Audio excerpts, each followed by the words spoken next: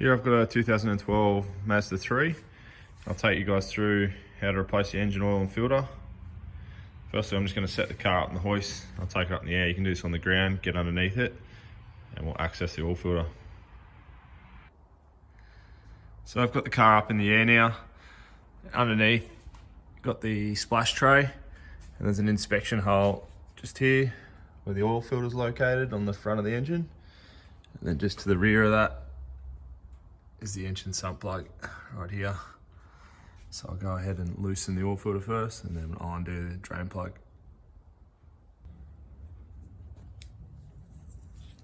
So I'm just going to put a rag on the top side of this splash tray, just in case there's a little bit of oil that catches the tray, which it doesn't normally do, but just in case, it saves you the hassle in the long run.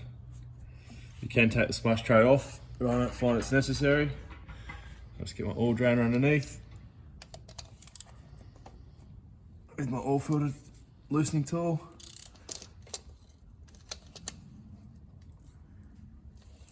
Just loosen the filter.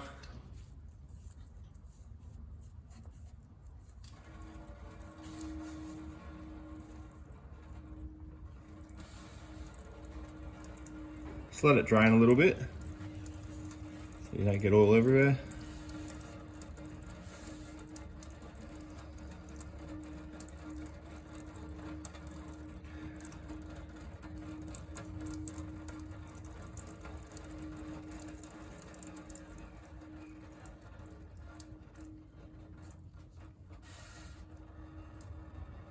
See the amount of oil that's coming out of it slowed down a bit now.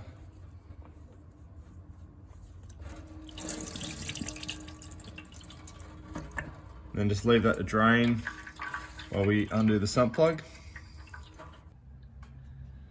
So just with a 17mm spanner now, loosen the sump plug.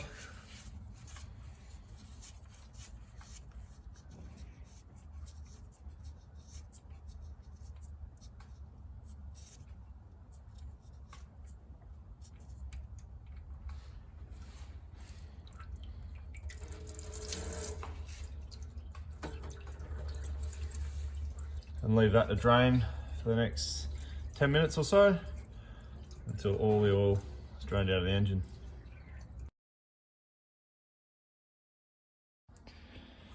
So here I've got my new oil filter. Go ahead and take that out. I'm just going to lubricate. I'll take the lid off the new oil bottle, just get the oil out of the lid and just run that along the top of the oil filter, just to lubricate that oil seal so it doesn't bind up on the engine when you install it. Then grab your old sump plug, take the old washer off, and fit a new washer, which is quite integral to getting a good seal on the sump. Some people like to fill them with oil. It's not really essential, as they'll prime in a matter of a second or two. So I'm going to go ahead and refit the sump plug. The oil's been draining now for about 10 to 15 minutes, which is plenty. And then once again, just tighten this back up. Just grab my rag out. Clean off anywhere there's oil residue. I'm not dropping that on the road. And then we'll go forward. And I'm just going to clean off the tray. There's a little bit of oil in there, not much. And then go up to the oil filter housing and just make sure the housing is all clean so that our oil filter seal has a good mating surface. No dirt or oil on there to hinder our seal.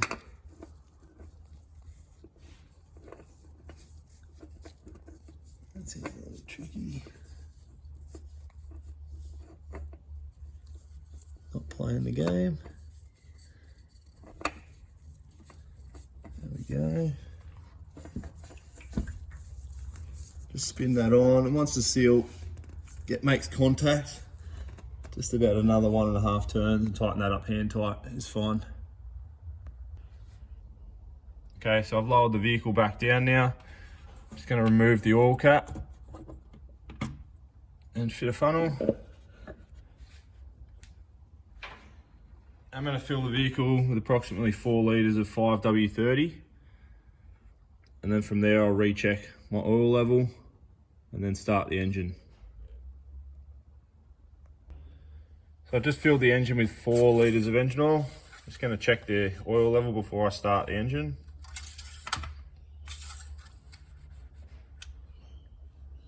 Just over the full mark.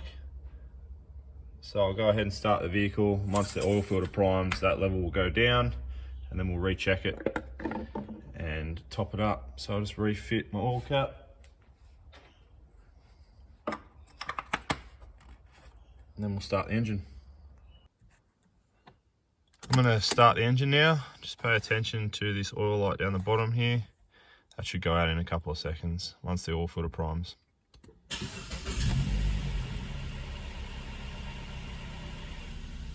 There you go, you can hear the oil filters prime. We've got oil pressure at the top of the engine.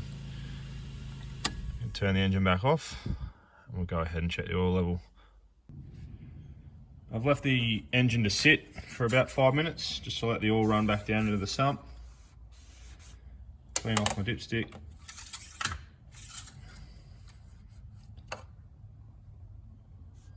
Re-inspect, not the cleanest. Check once more. And we're just on the low mark there.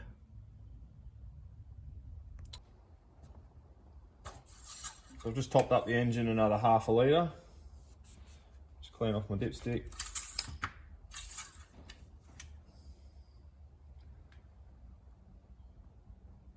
And now we're spot on the full mark.